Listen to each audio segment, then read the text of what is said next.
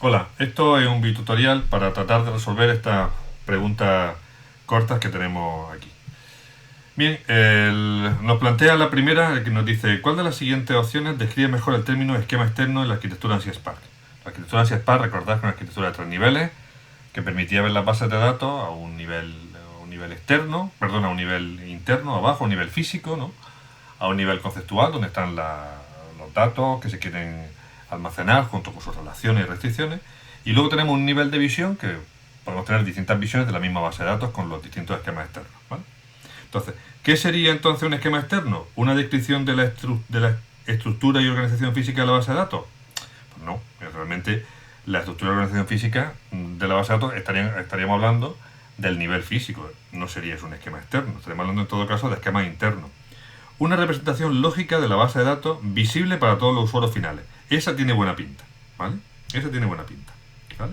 Y efectivamente, pues esa va a ser la que al final marquemos. En cuanto a... ¿es una colección de programas que interactúan con la base de datos? Pues digamos, en la arquitectura de Spark, un esquema no es una colección de programas, ni mucho menos. Y un conjunto de reglas de procedimientos para mantener la integridad de datos, pues tampoco. Es una respuesta que está ahí puesta para despistar. Por tanto, nuestra respuesta correcta, en este caso, pues sería la B. Ha perdido aquí el puntero. Vale. En este caso sería la B. La segunda, según la arquitectura ANSI Spark, la independencia de datos se refiere a la capacidad de modificar un esquema externo, un esquema que está arriba, sin afectar al esquema conceptual o interno. Esto no pasaría nunca, porque lo que nos habla la independencia de datos es la capacidad de modificar un esquema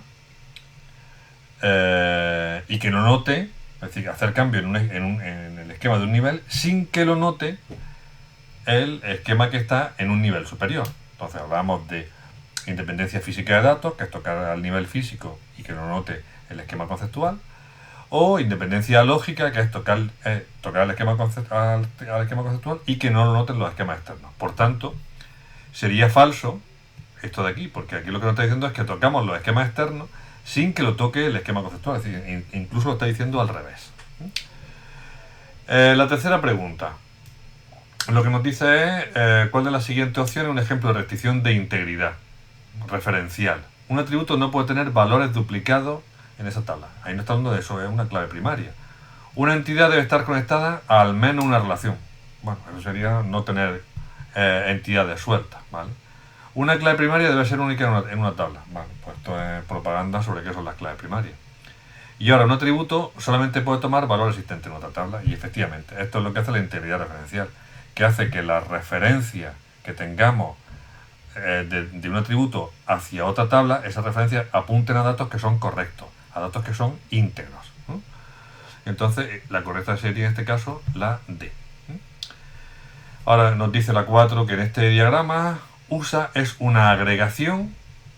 USA es una agregación, no está hablando de esto, de USA, es una agregación entre persona y equipo que tiene 4 atributos descriptivos. Toma ya. Vale, pues USA no es una agregación, USA es una relación. Vale. Y además dice que tiene 4 atributos descriptivos. Si tuviese atributos descriptivos, los atributos descriptivos tendrían que estar aquí. ¿Vale? Entonces, está hablando de los 4 atributos de un conjunto de entidades proyectos como si fuesen atributos descriptivos de esa relación, ¿vale? Entonces, en este caso, esto es súper falso, ¿vale? Porque USA ni es agregación, ni tiene atributos descriptivos, ni nada. En cuanto a la 5, a partir del diagrama anterior, la tabla de relación USA tendría 3 claves candidatas, que serían NIF, ID de equipo y ID de proyecto. Y la clave primaria de USA podría ser cualquiera de ellas, no tiene 3 claves candidatas. Es decir, la tabla USA lo que tiene es una clave, va a ser una clave primaria, pero bueno, una clave candidata primero, compuesta, y estaría compuesta por estas 3, que serían NIF persona, ID de equipo e ID de proyecto. Y esa sería su clave candidata y finalmente sería su clave primaria. Pero no podemos decir que la clave primaria pueda ser cualquiera de ellas. No podemos decir que la clave primaria puede ser el NIF, o el ID de equipo, o el ID de proyecto, puesto que estarían generando duplicado en esa tabla. Por tanto, esto también es falso. En cuanto a la E, los ciclos del grafo de serializabilidad, estamos hablando ahora de transacciones, de un plan de ejecución de transacciones, indican interbloqueo. No. Los grafos de serial, los ciclos, lo que están representando es que existe un conflicto,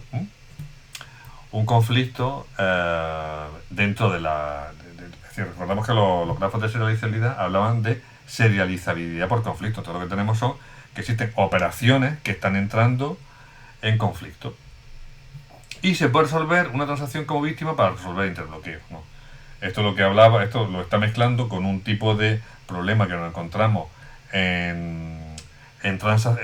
digamos, cuando definimos transacciones, que sí es verdad, bueno, pues que cuando estamos definiendo, por ejemplo, una transacción, hablábamos de que se producían interbloqueos, cuando teníamos, por ejemplo, una que llamaba a estamos definiendo, por ejemplo, con un trigger. Un trigger está desatando una acción sobre una tabla, ¿vale? Y esa tabla desata un trigger sobre la misma tabla, que es la que motiva el trigger que desate el trigger en la segunda tabla. Entonces, para que eso no ocurra, ¿no? ¿Qué es lo que hacen los sistemas de gestión de base de datos? Cuando se detectan que hay un interbloqueo, pum, pues se carga una transacción como víctima para romper el interbloqueo. Pero no tiene nada que ver con el grafo de serializabilidad. Por tanto, esto también es falso, ¿vale? En cuanto a la transacción de T1 de tipo read-only, dice que no verá los cambios que haga otra transacción de tipo read-write finalizada hasta que T1 ejecute commit. Pues efectivamente, entonces la transacción T2 ha finalizado, ¿vale? Muy bien. Pero la transacción read-only está en modo lectura, ¿vale? Y mientras esté en modo lectura, no va a haber los cambios que hayan hecho estas transacciones hasta que ya hayan terminado, perdón, independientemente de que hayan terminado las otras transacciones. ¿Cuándo puede, si yo tengo iniciar una sesión donde está ejecutando la T1, ¿cuándo podré ver yo los cambios? Cuando yo finalice la transacción T1 con un commit, ¿vale? Y vuelva a preguntar. Entonces, en ese caso, cuando yo haga el commit en la transacción T1, finalizará esa transacción y ya me entrarán los cambios que han hecho otras transacciones. Entonces dice que una transacción no verá los cambios hasta que haga, efectivamente, pues esto es verdadero, ¿vale? No va a haber los cambios hasta que T1 ejecute un commit. La 8 la resolveré ahora más tarde, cuando recargue el lápiz que se me ha, digamos, descargado, y lo haremos ahora más tarde. En cuanto a la 9, la orden grant dice que permite que el usuario John Smith, vale, ¿qué hace la orden 9? Pues esta orden grant. La orden grant de la 9 le va a dar el privilegio select, insert, data y delete al usuario John Smith sobre la tabla cuenta. Y además le da el privilegio de que replique cualquiera de esos privilegios, 1, 2, 3 o los 4, a otro usuario, pero sobre la tabla cuenta, ¿vale? Solamente sobre la tabla cuenta, ese usuario también puede propagar los cambios que tiene sobre esa tabla. Entonces dice, la orden grant permite que el usuario John Smith pueda otorgar los privilegios select, insert, data y delete sobre todas las tablas que posea. Falso, ¿vale? Solamente puede propagar estos privilegios sobre la tabla de cuentas, no sobre todas las tablas que posea. Por tanto, eso es falso. Y lo siguiente, dadas estas dependencias funcionales, A implica B, B implica C, C implica D, ¿vale? Perdón, A implica B, B implica CD y C implica AD. Si tenemos esta tabla, elegir la respuesta correcta, ¿vale? Para esto también me va a hacer falta el lápiz, así que corto un momentillo y ahora continúo cuando tenga el lápiz cargado.